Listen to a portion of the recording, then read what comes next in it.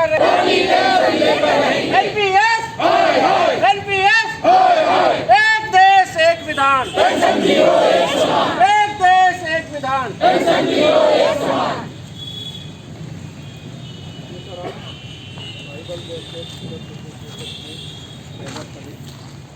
हमारे महिला के जितने भी कर्मचारी संगठन हैं, मध्य प्रदेश वन कर्मचारी संघ, लिंग बहुउद्देशीय स्वास्थ्य कर्मचारी संगठन, मध्य प्रदेश पटवारी संघ, Madhya Pradesh diploma engineer association, Madhya Pradesh panchayat सचिव संगठन, आदिवासी कर्मचारी अधिकारी संगठन आकाश, मध्य प्रदेश लिपिक वर्गीय कर्मचारी संघ और अन्य पिछड़ा वर्ग अधिकारी कर्मचारी मोर्चा अपाक्स, इन सबके प्रतिनिधि और सदस्यों के द्वारा आज सम्मेलन कार्यक्रम आयोजित किया गया और सबने जो सरकार की एनपीएस योजना है उसके विरोध प्रदर्शन किया और माननीय मुख्यमंत्री जी और माननीय प्रधानमंत्री जी के नाम आपको हम ज्ञापन सौंप रहे हैं।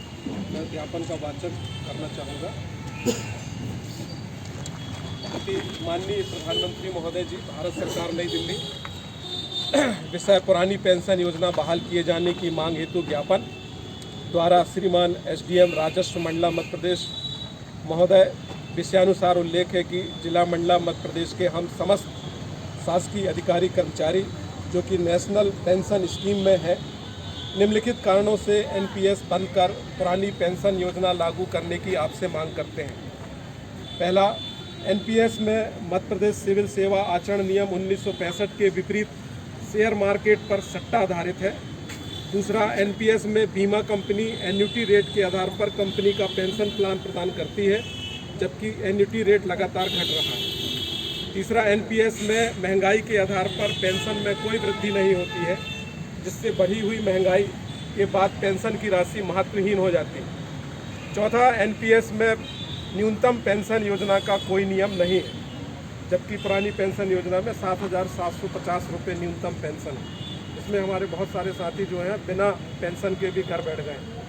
एनपीएस में अंशदान फंड की वापसी टैक्सेबल है, यानी जो राशि बाद में प्राप्त होगी वो टैक्स के स्लैब में जहाँ भी आएगा तो वो टैक्स भी लगेगा और सरचार्ज वगैरह सब कुछ लगेगा। एनपीएस में इसमें एक चीज़ और ये भी है कि वो हमारे जीते जी कर्मचारी के जीते जी ये पैसा नहीं मिलता, यानी नॉमिनी को मिलता है, तो वो भी कोई काम का नहीं है। जब रिटायरमेंट में आप पेंशन भी नहीं दे रहे हो, जब पैसा वापसी में दे रहे हो, तो वो हमारी संतानों को मिलेगा, तो संतान भी रास्ता देखेगी कि ये बुढ़ा कब खिसकेगा।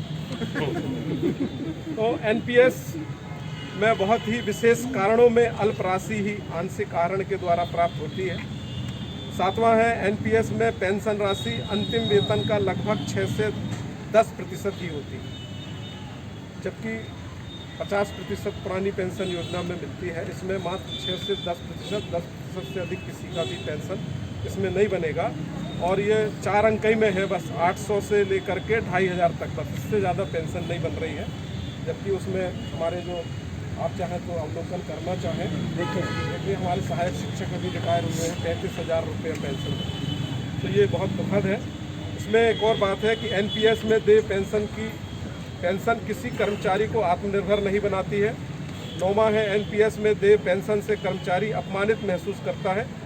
10वां है, एनपीएस में सेवानिवृत्ति मृत्यु पर अंशदान की पूरी जमा राशि चाहने पर भी एक मुश्त प्रदाय नहीं की जाती। हम कह रहे हैं कि सरकार हमें पेंशन मत दो, जितना पैसा जमा है पूरा हमारा दे दो, 10-15 लाख जो भी है पूरा दे दे, तो हो सकता है हम कुछ अपने लिए कर सकें। लेकिन सरकार कहती नहीं, 60% बस आपको नकद मिलेगा, 40% तो हम बीमा कंपनी को देंगे और वो बीमा कंपनी जो है आपको 1,000-1,200 रुपये पेंशन देगी। ये लेकर के हमारी तकलीफ है और चूँकि आप भी एनपीएस से जुड़े हुए हैं तो हमारा आपसे आग्रह है, एसडीएम साहब भी हैं, आप भी हैं, तो आपसे आग्रह है कि ये हमारा ज्ञापन जो है ठीक